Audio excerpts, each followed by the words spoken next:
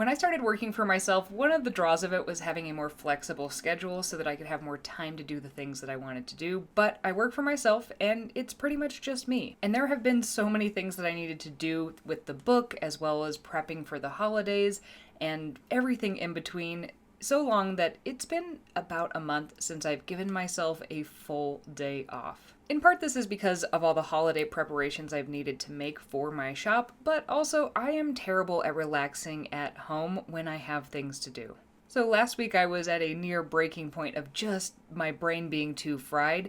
So I said to Nick, can we find a cabin for this weekend? And we found the perfect one. Because I needed to remove myself from any sort of work for at least a day and a half. And it was perfect because it was so remote, we didn't really have cell service. And also the cabin was actually owned by an artist. And so I was surrounded by her beautiful artwork. We spent 2 glorious days just reading. I did some painting, and then also we just played games at night, and it was perfect, and my brain really got the rest that it needed. But I thought it would be fun to show you what I did paint during my downtime, where I was not trying to record everything. I did record a couple of snippets here and there, but most of this was just me doing what I wanted to do.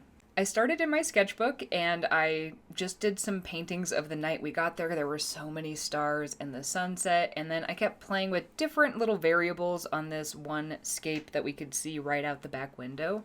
Pretty much the only animal we saw there were magpies, so I was kind of trying to figure out their very simple shape, so I painted these. And then because where we went was mountains, but it's also kind of the area that gets a ton of wind, there was this really cool dead tree that was so twisted, so I had to give that a little bit of a go. I did do a little plein air painting, and I intentionally brought this acrylic gouache because I wanted to do something where it wasn't linked directly to what I teach, and also was a not very used art supply for me, and I thought this was kind of fun. But then, of course, I did actually end up having to do it in watercolor 2 different times, the same kind of scene. I got really obsessed with this scene. There's a missing page here because I ended up actually leaving this for the lady who owned the cabin, and then this one afterwards was just really kind of quick, and I was trying out these Daniel Smith pigment sticks to see if I liked them. I don't think that was the application for them, because I didn't love how this one turned out, but I could see some potential there. One night we read by the fire, and so I got really ambitious and wanted to paint that, and I really like how that one turned out. And then I wanted to paint some more.